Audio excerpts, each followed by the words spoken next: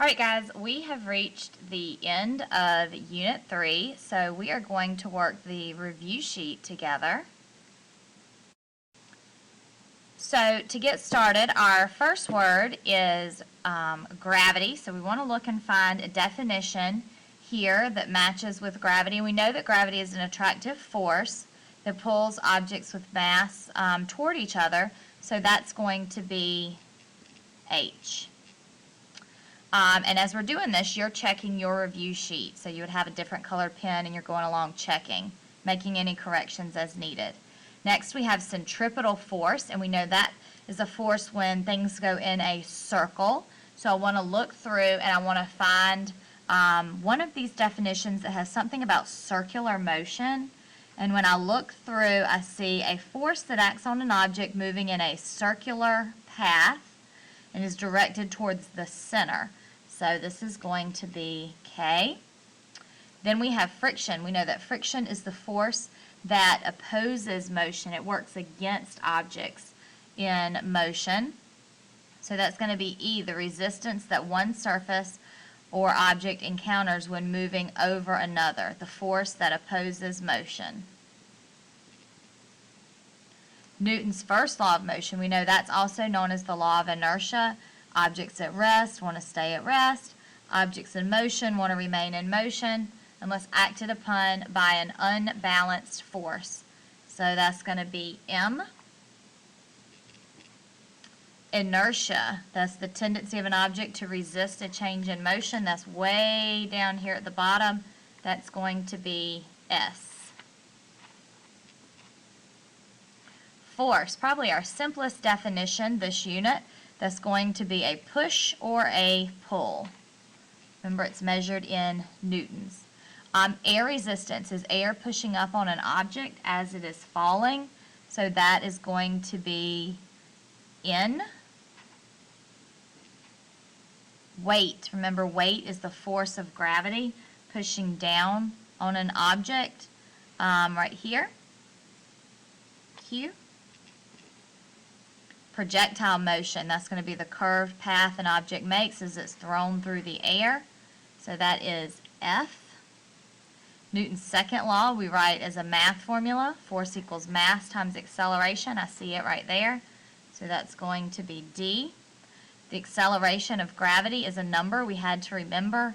It's right here. It's I. Remember, the middle school number is 10 meters per second squared. A Newton, let's see. Remember that a Newton is really a kilogram meter per second squared. So that is going to be G. Newton's third law of motion. For every action, there is an equal and opposite reaction. So that is going to be J. Law of universal gravitation, let's see, states that the force of gravity acts between all objects in the universe. That's going to be P. Mass is all the way back from Unit 1. Mass says that mass is the amount of matter in an object measured in kilograms. That's going to be A. Gravitational field, the space in which the object's gravity is exerted, that's going to be B. And then balanced force is going to be C. When the forces on an object produce a net force of 0. Unbalanced force, that's going to be L. Combination of forces on an object produce a net force not equal to 0. And then acceleration, the rate and change of an object's speed or velocity, meters per second squared. That's our big clue there.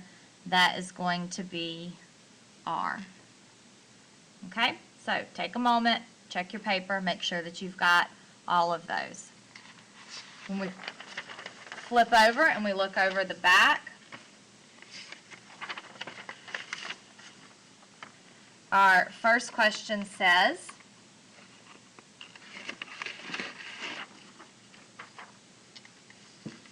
what two forces keep the Earth orbiting the sun, and that is going to be gravity and inertia. Gravity keeps it attracted, inertia keeps it moving. Why does the Earth orbit the sun and not the sun orbit the Earth? Because the sun has more mass. What two things does friction depend on? The surface material and the mass. Draw a path of a projectile. What causes the vertical motion and the horizontal motion? Well, I drew a football being thrown through the air. The person's arm is going to be the horizontal motion, and the vertical motion is going to be gravity. If you have an action force of 500 newtons to the left, what will the reaction force be? Well, Newton's third law says for every action, there's an equal and opposite reaction, so it would be 500 newtons to the right, equal and opposite. What two factors affect the gravitational pull between objects? The first one is mass, the second one is distance. Number 3, what are the 3 types of friction? The first one is static, friction between two surfaces that are not moving. An example would be just a box of cereal sitting on a shelf. The next type of friction is sliding friction, friction between two surfaces where one slides over the other. This example would be sanding a piece of wood. And then the third type of friction is rolling friction, friction between two surfaces where one rolls over the other. That would be an example like a pencil rolling across your desk. And you could, of course, have different examples here. Number 9, what is the difference between mass and weight? Which one changes with location? Well, the difference between them is mass is the amount of matter in an object. Its units are kilograms. Weight is the force of gravity pulling down on an object. Its units are newtons.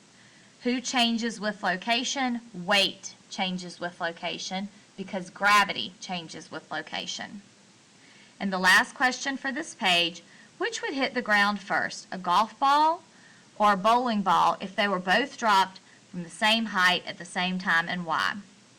And the answer is they would hit the ground at the same time because the acceleration of gravity on Earth is the same for all falling objects. It's 9.8 meters per second squared, and that is true for everything unless air resistance is a factor. Unless air resistance is a factor, like with feathers and leaves and parachutes. Okay, so we're ready to flip on over. We're at our math section. So for this section, you had to draw the triangle. And it's the force equals mass times acceleration triangle. Force goes in the top, mass and acceleration goes here. Remember, force is a kilogram meter per second squared, or a newton. Acceleration is meter per second squared, and mass is measured in kilograms. So question number 12, what is the acceleration of a 12 kilogram box that is moved by a 30 newton force?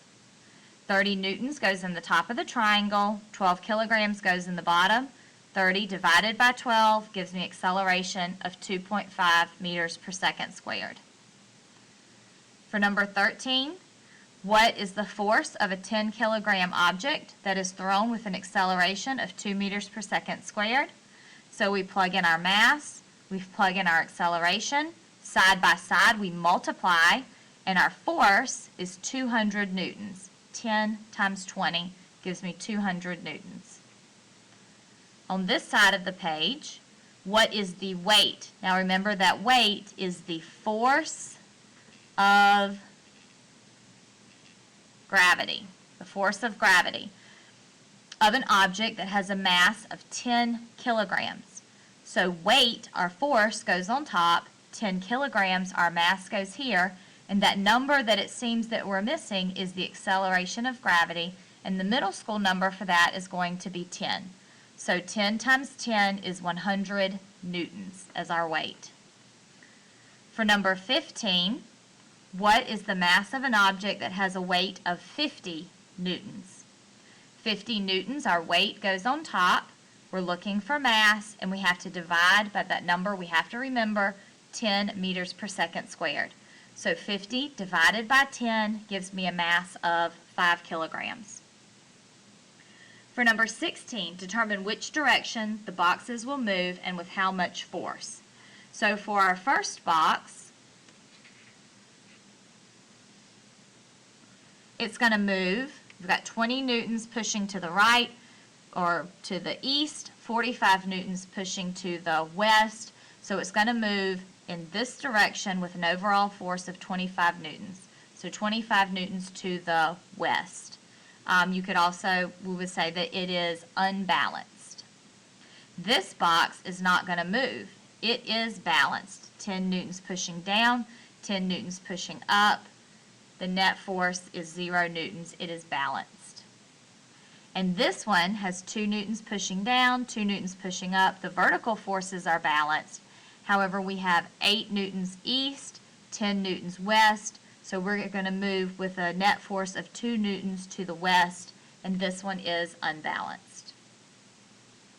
On this spin the gears, you have to say if these statements are true or false and explain.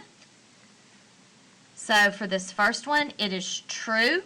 Inertia is when an object resists a change in motion. And that is true. For example, applying brakes in a car, the driver is thrown backwards. And that's because the resistance often occurs in the opposite direction of the motion. For this next one, if an object is already in motion, it is likely that the motion can change without any input from outside forces. That is false. An outside force needs to act upon an object in motion to change it. That is false. C, friction opposes movement of objects' surfaces. Smooth surfaces often slow objects down. That is false. Surfaces that are rough slow objects down, not smooth, like rough concrete or rough carpet or rough sandpaper. And then last, the force of gravity pulls objects towards the center of the earth. Everyone knows what goes up must come down. That is true. Gravity is a force of attraction. Direction is down. And then flipping over to the back of our review sheet, we have to fill in these blanks. The first one is Newton's first law. An object in motion stays in motion. An object at rest stays at rest with the same force and in the same direction unless acted upon by an unbalanced force. This is the law of inertia. Newton's second law. The acceleration of an object is dependent upon the net force acting upon the mass of the object. F equals ma. Newton's third law. For every action, there is an equal and opposite reaction. Action, reaction, forces. And last, explain why a balled up piece of paper in a textbook would hit the ground at the same time when dropped from the top of the bleachers. And that's because gravity accelerates all falling objects on Earth at a rate of 10 meters per second squared unless air resistance is a factor. Gravity accelerates all falling objects on Earth at a rate of 10 meters per second squared unless air resistance is a factor. And that finishes up our Unit 3 review sheet. Let us know if you have any questions.